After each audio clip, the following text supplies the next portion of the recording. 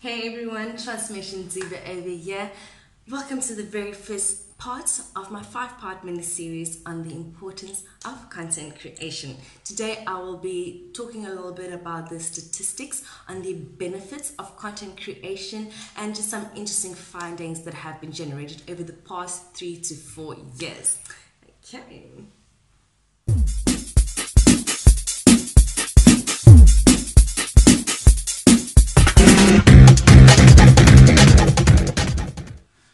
Now, before I just jump into that, I just want to quickly say that content creation is quite different to copywriting. Like the two do overlap at some point, but they can be separated in the sense that copywriting is all about, it's more sales driven. So you put out a piece of copy or post, like just detailing your product or your service, what you do, how you do it, and hoping that the person reading that post will like, oh, this looks interesting, and buy it almost immediately. Whereas with content creation, it is all about value. So it's more value driven. So it's providing your audience with valuable information, kind of what I'm doing right now. So in hopes that in the future they will buy your product. Okay, so basically I've got an example of how this has worked on me. A couple of months ago, a couple of years ago actually, I was scrolling through my Facebook and this person kept popping up. I don't know if you know her, Marina De Giovanni. So she keeps on popping up like, oh, that's interesting, valuable, yeah, sure. However, I've never paid much attention to it. I've never bought anything from it. However, a couple of months later, I was thinking, hey, I need something to do with influencer marketing on Instagram, and that is what her content was all about. So her content, her brand immediately came to mind first before every other brand, because she consistently provides valuable content and even adverts in hopes that customers will eventually buy. Like Marina, I was watching one of her webinars and she says that she puts out adverts every single day. So with content creation, it is very much all about creating consistent, valuable content in hopes that your customer will think about you first when they do decide to buy. Okay, so without further ado, let's get into the statistics. Alright, so 92% of marketers reported that their company views content as a business asset, and I think it's really interesting that they view it as an asset, because in business, assets don't exactly generate an income every single day, but they are so important for the life force of the company. And then 35% of marketers have reported that creating engaging visual content consistently is one of their top struggles. So if you've ever felt that creating content has been a little difficult for you, you forever like trying to scratch your head to be more creative and find a way to get your customers to engage, trust me, girl, boy, you are not alone. It is a struggle for pretty much like a whole lot of other content creators. Okay, and then 84% of consumers they literally expect brands to produce content that entertains them, provides solutions to their problems, and they produce experiences and events rather than just sales. And then individuals have twice as many interactions with brands on mobile than anywhere else. So it is very important that your brand produces content that can be viewed on mobile devices rather than, let's say, desktop. So consumers are a little lazy sometimes, for instance, to turn their phone I think horizontally in order to view a video that was initially meant for desktop. So yeah, that's just an example. And then 91% of consumers are prepared to reward brands for their authenticity. So this refers both to personal brands and businesses as well that don't use a personal face, for instance. And then 88% of mobile users searching for local information take action within a day of finding results. So if a customer is, for instance, looking for a nail salon, They'll search online. If they like your website, if they like your social media, they'll come to your store within the next day. And if they don't like what they see, they're probably going to find the next best available salon other than yours. So, yeah, I think that's a very interesting fact. So you got to ensure that your online presence is like on par. And then 56% of B2B marketers outsource some of their content marketing, whereas 90% of B2B content marketers prioritize their audience's needs over their sales message when creating content. I actually think that 90% should be all the way up to 100%. More and more businesses should value their customers rather than just being all salesy.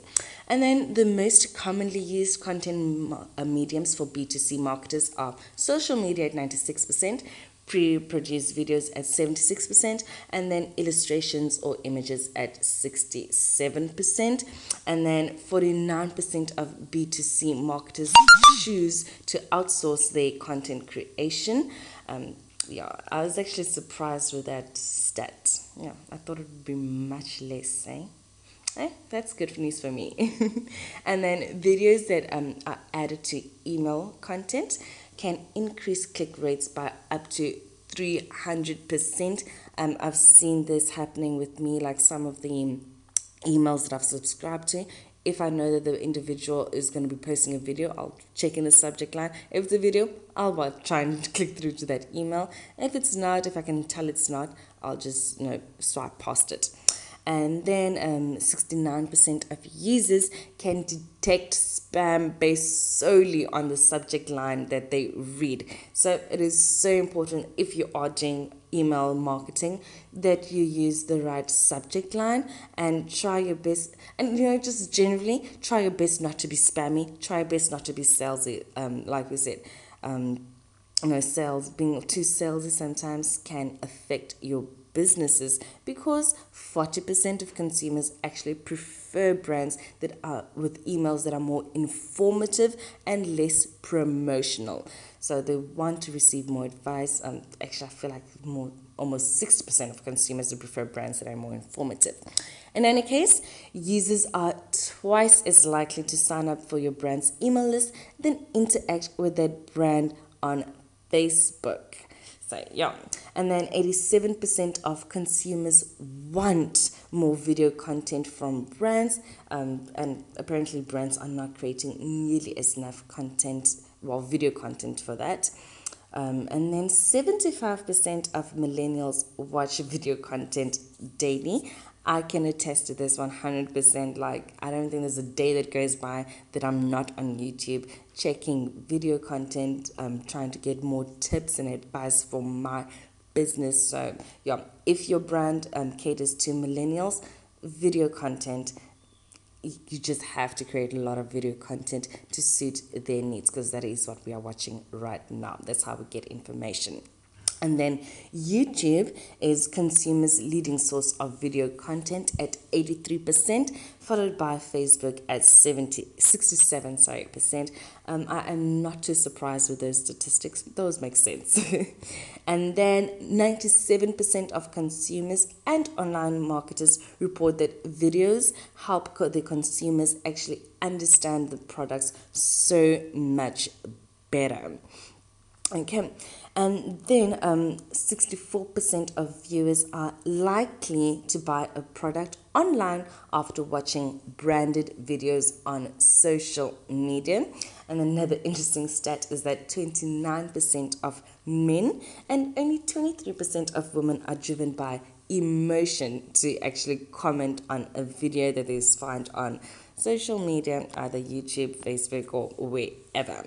And then blog posts with images are viewed 94% more than blog posts without. And blog traffic generation increases by up to 30% after you post 24 to 51 blog posts. So if there are any bloggers out there like me with only 10 blogs or less, and you're wondering why the hell are people not watching, there you have it. The sweet spot is anywhere between 24 to 51 posts.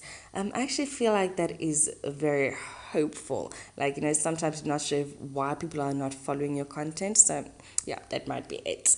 And then post headlines with 6 to 13 words bring in the highest and most consistent traffic. So, try to stretch out those words in your headlines. And then 59% of outsource business blogs are actually made up of guest posts. Okay, and then long form content, which is anywhere between 3,000 to 10,000 words, gets shared more than short form content. And then in terms of podcasts, this is really interesting. An estimated 73 million people are listening to podcasts every single month. Podcasts are really big these days, guys. If you're not podcasting, if your brand isn't podcasting, you are losing out big time.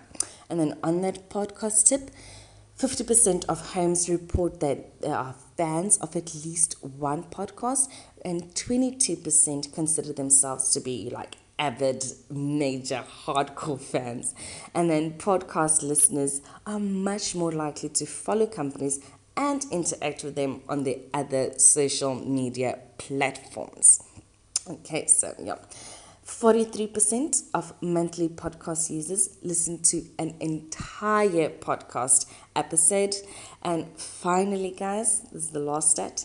Comedy, education, and news are the top 3 podcasting genres. So if you want to start a podcast, look into those 3 genres for yours. And there you have it, guys. And I think those were 30 stats on what's happening in the content creation industry, so to speak. Okay, now I only had so much time, so I could only provide you with 30 statistics. So I do hope that those were valuable. If you want to see all 100, I think the site has 100 statistics on the benefits and some findings, interesting findings on content creation, then I will share a link down in the description. So do go check it out. And if you haven't yet subscribed to my channel, why not? Please click the subscribe button down below and press on that little bell sign so that you're able to get notifications every time I put out a new post.